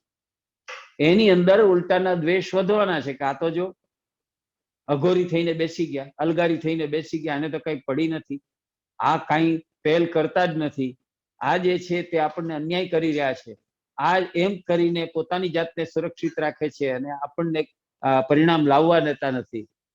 તો દ્વેષ ઉભો થાય છે, તમારા તરફ તિરસ્કાર ઉભો થાય છે, તમારા તરફ એ લોકો ધિક્કારની લાગણીથી જોવા લાગે છે. તો પ્રવૃત્તિ આસક્તિ જન્માવે છે, નિવૃત્તિ દ્વેષ જન્માવે છે. પણ આપણે બાળક સહજ થવાનું હોય છે. બાળકને નથી પ્રવૃત્તિ હોતી, બાળકને નથી નિવૃત્તિ હોતી. બાળક એની નિજાનંદની અંદર, એની નિજની મસ્તીમાં, એના પોતાના ખુદના આનંદમાં જીવ્યા કરે છે. ઘડીકમાં હસે છે, ખિલખિલાટ હસે છે, ઘડીકમાં ગંભીર બની શાંત થઈને સુઈ જાય છે, ખસખસાટ સૂંઘી જાય અને ઊંઘતા ઊંઘતા મલકતો રહે છે. તો આવી સ્થિતિમાં આપણે જ્યારે આવી જઈએ, એનો અર્થ છે દ્વંદ્વ રહિત અવસ્થામાં આવી જવું. આપણે રાગની અવસ્થામાં નથી રહેવું, દ્વેષની અવસ્થામાં નથી રહેવું, આસક્તિની અવસ્થામાં નથી રહેવું અને નિવૃત્તિની અવસ્થામાં નથી જવું. હાતુમિચ્છતિ સંસારમ રાગી દુઃખ જ્યાસયા વિતરાગો હિ નિર્મુક્ત તમસ્મિન્નપી ન ખિદ્યતિ. શું કામ હું આવું કહું છું? તો કે છે રાગી પુરુષ દુઃખથી દૂર થવાની ઈચ્છાથી સંસારને છોડવાને માટે ઈચ્છશે, પરંતુ રાગ રહિત અને દુઃખ રહિત એવો પુરુષ તે સંસારમાં પણ ખેદ પામતો નથી. જો તમે રાગી બનશો તો આ સાંસારિક દુઃખોથી વાજ આવી જઈને ઓબાઈ જઈને, ઓચાઈ જઈને, દુઃખી થઈને સંસાર કડવો ઝેર જેવો તમને લાગશે અને સંસાર છોડવાની ઈચ્છા તમારામાં થશે કે આ સંસાર તો નર્યું દુઃખનું જ આગાર છે, આ સંસાર નર્યો દુઃખનો દાવાનળ છે, આમાં જીવીને શું ફાયદો, હું આ સંસારને છોડીને સંન્યાસી થઈ જાઉં. પરંતુ રાગ રહિત અને દુઃખ રહિત એવા જે માણસો છે તે સંસારમાં પણ ખેદ પામતા નથી. પણ સાચો રસ્તો એ છે, સંસાર છોડી જવો તે સાચો રસ્તો નથી. સંસારની આદિવ્યાધિ ઉપાધિઓથી ભાગી છૂટવું તે સાચો રસ્તો નથી. કર્મોથી ભાગી છૂટવો તે સાચો રસ્તો નથી. કર્મોથી છૂટી નથી શકાતું, સંબંધોથી અને વ્યવહારોથી નથી છૂટી શકાતું, સંસારની અંદરથી ભાગીને સંન્યાસી નથી થઈ શકાતું. સંસાર તો તમારી સાથે, સાંસારિક આદિવ્યાધિ ઉપાધિઓ તો તમારી સાથે જોડાયેલી, સંકળાયેલી રહે છે ને રહે છે. ખરી વાત જે છે, જે ખરું કરવાનું છે તે તો રાગ રહિત અને દુઃખ રહિત એવી તમારી પોતાની માનસિક અને ચૈતસિક અવસ્થાનું નિર્માણ કરવાનું છે. તમારામાં આવો રાગ પણ ન રહે ને તમારામાં આવો દ્વેષ પણ ન રહે તો તમને સંસાર દુઃખમય લાગશે નહીં. રાગ અને દ્વેષથી ઉપર ઉઠવાની વાત છે, રાગ અને દ્વેષથી મુક્ત થવાની વાત છે. ક્યારે થઈ શકીએ? જ્યારે સમત્વ ભાવ આપણી અંદર આવે ત્યારે, આપણે બેલેન્સ થઈ જઈએ ત્યારે, સંતુલિત થઈ જઈએ. ખબર જ છે કે જેનું નામ એ સુખ દુઃખના તાણાવાણાથી જ બનેલું છે, જેનું નામ જીવન એ સુખ દુઃખના તાણાવાણાથી બનેલું છે. એકલું સુખ ક્યારેય નહીં આવે, એકલું દુઃખ પણ ક્યારેય નહીં આવે. સુખ દુઃખના વારા ફેરા છે તે આવવાના આવવાના આવવાના. તો પછી એનાથી આનંદિત રહેવું ને એનાથી દુઃખી થવું એની જરૂરત ક્યાં છે? ક્રમ મુજબ યથાયોગ્ય સમયે સુખ પણ આવશે ને યથાયોગ્ય સમયે દુઃખ પણ આવશે. સુખે જતું રહેશે, દુઃખે જતું રહેશે. તો આવા રાગ રહિત થઈશું, આવા દ્વેષ રહિત થઈશું તો સુખી થઈશું. અને તો આપણે ખેદ નહીં પામીએ અને તો આપણે જે છે તે અસ્વસ્થ નહીં થઈએ. તો જરૂર છે તે આ સંસારમાં રહેવાની છે અને રહીને પણ આવી રીતે માધ્યસ્થી ભાવથી રહેવાની છે. ભગવાન બુદ્ધે એટલા માટે થઈને મધ્યમ પ્રતિપદા માર્ગનું સૂચન કર્યું. તમે ન તો આ છેડે બેસી જાઓ, ન તો પેલે છેડે બેસી જાઓ. તમારે જીવનની અંદર ક્ષમતા કેળવવાની છે, માધ્યસ્થી ભાવ સ્વીકારવાનો છે અને તમારી પોતાની જાતને ઉચકવાની છે. તમારી પોતાની જાતની અંદર તમારે પ્રવેશવાનું, તમારી પોતાની નજીક પહોંચો, તમારી અંદર ઉતરો અને તમારા પોતાના નિજત્વનો, તમારા પોતાના સ્વરૂપનો, તમારી પોતાની શક્તિનો કે ઉર્જાનો તમે જાતે અહેસાસ કરો કે અનુભવ કરો. એને માટે થઈને 8 માર્ગો એમણે બતાવ્યા. અષ્ટાંગ માર્ગ, આ તમે કરશો તો આ માર્ગે તમે આ પામી શકશો, એમ કહીને એમણે બતાવ્યું. બાકી જગતમાં દુઃખ છે કારણ કે દુઃખના કારણો છે અને કારણો છે તો એનું નિદાન છે ને નિદાન છે તો એનું ઉપચાર પણ છે. પણ એ બધી જડો જથામાં પડશો તો તમે આ સંસારમાંથી કાંઈ કૃતાર્થ બનીને જઈ શકશો નહીં. એમાં ને એમાં તમારું જીવન છે તે પૂરું થઈ જશે. એમાં જીવન પૂરું કરવાને બદલે તમારી પોતાની નિકટ પહોંચો, તમે તમારી અંદર ઉતરો અને તમે રાગ રહિત, દ્વેષ રહિત થઈને દુઃખ રહિત અવસ્થામાં તમે પહોંચી અને સુખ અને આનંદનો અનુભવ કરો. આપણો સમય અહીંયા થયો છે એટલે આજે પણ આપણે આપણા સત્સંગમાં, સ્વાધ્યાયમાં અહીંયા વિરામ લઈએ છીએ. આવતીકાલે ફરીથી પાછા આપણે આ જ રીતે આ સ્વાધ્યાય સત્સંગ સભામાં પાછા મળીશું. ત્યાં સુધી આપણે શાંતિ પાઠ સાથે આજની આ સભા છે તેને પૂર્ણ જાહેર કરીશું. ઓમ પૂર્ણમિદઃ પૂર્ણમિદં પૂર્ણાત પૂર્ણમુદચ્યતે પૂર્ણસ્ય પૂર્ણમાદાય પૂર્ણમેવાવશિષ્યતે. ઓમ શાંતિ શાંતિ શાંતિ.